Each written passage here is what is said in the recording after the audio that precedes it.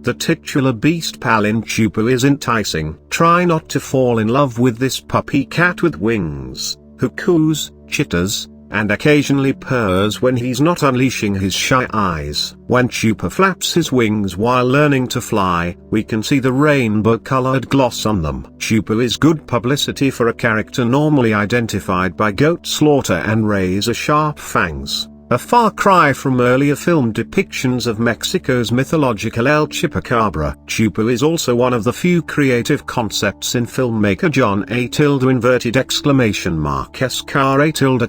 Den's generic family film and experiment in CGI character creation. Such a lack of ambition might have been less noticeable if Den had not already co-written Gravity with his father, Alfonso Den. Little in this film, written by Sean Kennedy Moore, Joe Barnathan, and Marcus Reinhardt, conveys a comparable sense of sci-fi fantasy. However, there are other nods to the past, including a John Williams-esque score from Carlos Rafael Rivera and a few cameos from Jurassic Park items in the film's 1990s setting. Chupa willingly becomes one of those family flicks that takes a lot from the toy box of cliches that has been left behind and barely returns anything. Alex, Evan Whitten, a lonely youngster who is harassed by his white peers in Kansas City, is the first to uncover the film's hidden creature, which is sought after by forces of capitalism and science. Alex is sent to Mexico by his mother.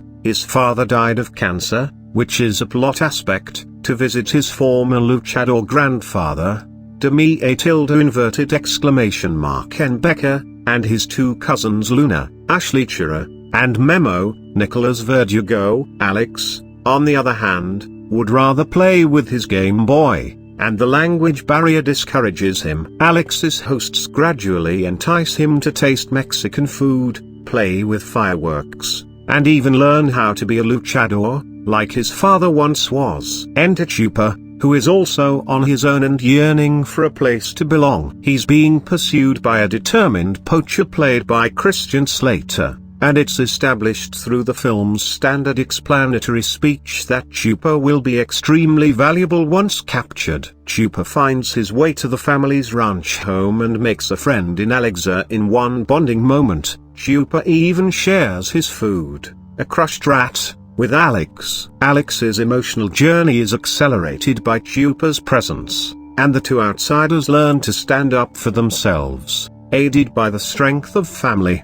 Part of the film's alleged beauty is its predictability, with N confusing familiar with sweet and kind. When it comes to a film like this, it may be useful to analyze what it lacks in comparison to other Animal Friend adventures. There is no scene in which Chupa assists him in defeating bullies, no scene in which Chupa skateboards, and no scene in which Chupa dances at a McDonald's. But this list raises another issue. An overly simplified story leaves little room for connection. There isn't much time for us to experience their link or see how Chupa is him, and he is Chupa, and so on. On cue, Chupa can be adorable, but its emotional tissue is weak. Karen is working with relatively simple set pieces here, and the small ensemble does a fantastic job of making Chupa's makeup of zeros and ones appear real. Then made a good choice in casting Becca, who fills cliché emotional scenes and weak thrilling sequences with as much heart and bluster as he can. He puts a sincere smile on moments when talking about his past as a luchador,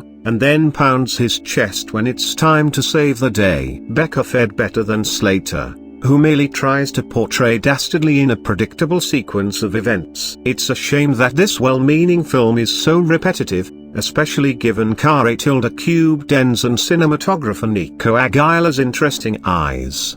The two create several flowing sequences in which the camera moves between shot styles without cutting, allowing dialogue passages to transition between close-ups and broad shots in a single take. It's a clever method to keep our attention from beginning to end in instances where the dialogue assumes youngsters can't comprehend a little nuance. There's even a nod to the famous shot from 1927's Wings, though it's a brief spectacle that falls flat.